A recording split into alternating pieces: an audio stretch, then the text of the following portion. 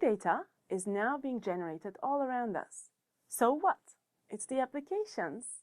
It is the way in which big data can serve human needs that makes it valuable. Let's look at a few examples of the applications big data is allowing us to imagine and build.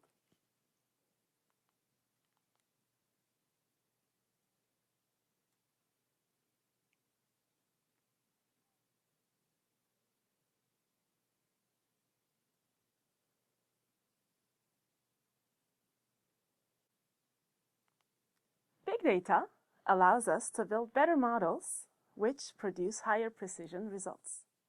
We are witnessing hugely innovative approaches in how companies market themselves and sell products, how human resources are managed, how disasters are responded to, and many other applications that evidence-based data is being used to influence decisions. What exactly does that mean? Here is one example many of you might have experience with. I do. Data Amazon keeps on things I've been looking at allows them to personalize what they show me, which hopefully helps narrow down the huge raft of options I might get when just searching on dinner plates.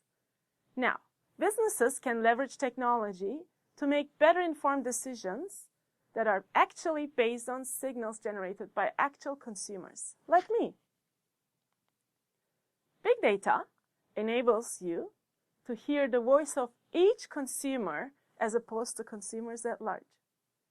Now, many companies, including Walmart and Target, use this information to personalize their communications with their customers, which in turn leads to better met consumer expectations and happier customers. Which basically is to say, big data has enabled personalized marketing. Consumers are copiously generating publicly accessible data through social media sites like Twitter or Facebook. Through such data, the companies are able to see their purchase history, what they searched for, what they watched, where they have been, and what they're interested in through their likes and shares. Let's look at some examples of how companies are putting this information to build better marketing campaigns and reach the right customers. One area we are all familiar with are the recommendation engines. These engines leverage user patterns and product features to predict best match product for enriching the user experience. If you ever shopped on Amazon, you know you get recommendations based on your purchase. Similarly, Netflix would recommend you to watch new shows based on your viewing history. Another technique that companies use is sentiment analysis, or in simple terms, analysis of the feelings around events and products. Remember the blue plates I purchased on Amazon.com? I not only can read the reviews before purchasing them, I can also write a product review once I receive my plates. This way, other customers can be informed.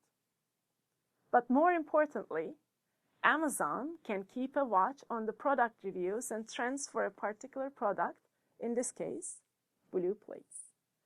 For example, they can judge if a product review is positive or negative.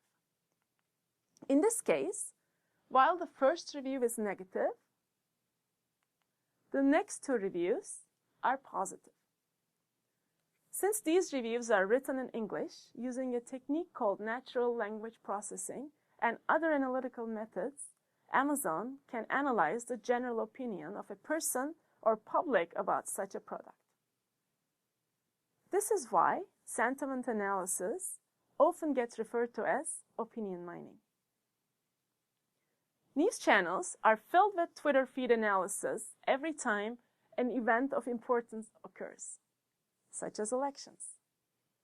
Brands utilize sentiment analysis to understand how customers relate to their product, positively, negatively, neutral.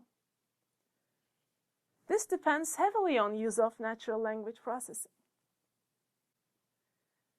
Mobile devices are ubiquitous, and people almost always carry their cell phones with them.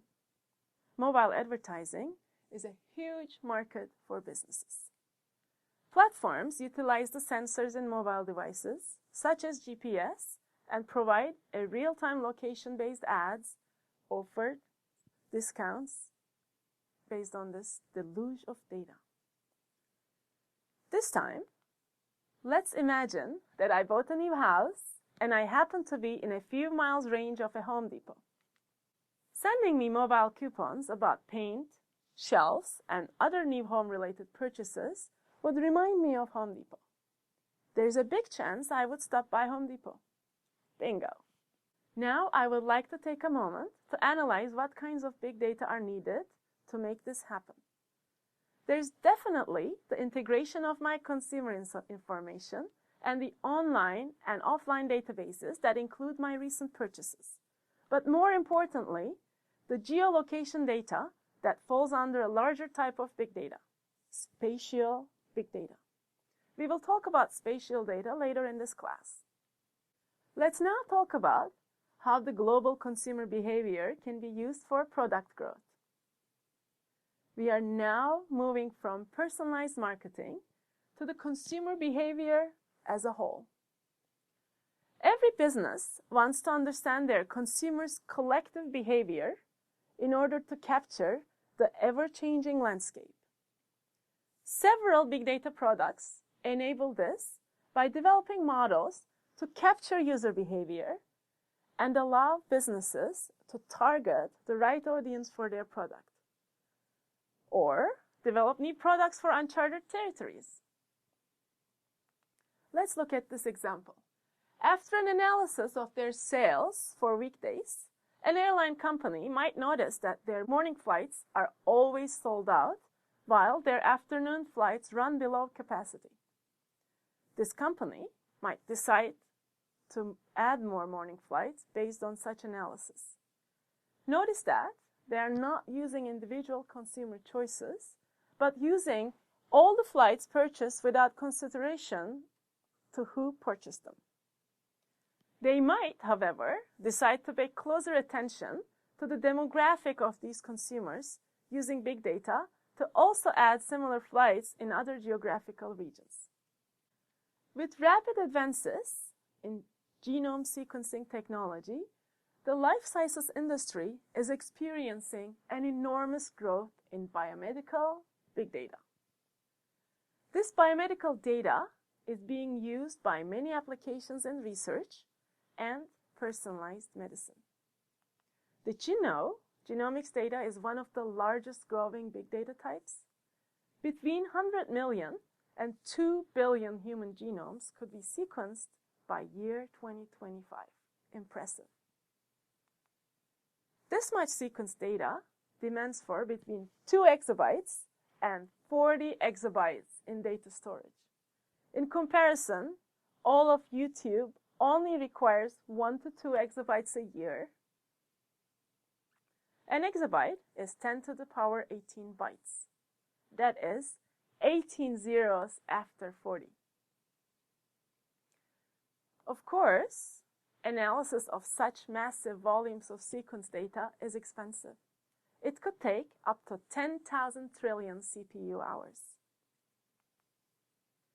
One of the biomedical applications that this much data is enabling is personalized medicine. Before personalized medicine, most patients without a specific type and stage of cancer received the same treatment, which worked better for some than the others. Research in this area is enabling development of methods to analyze large-scale data to develop solutions that tailored to each individual and hence hypothesized to be more effective.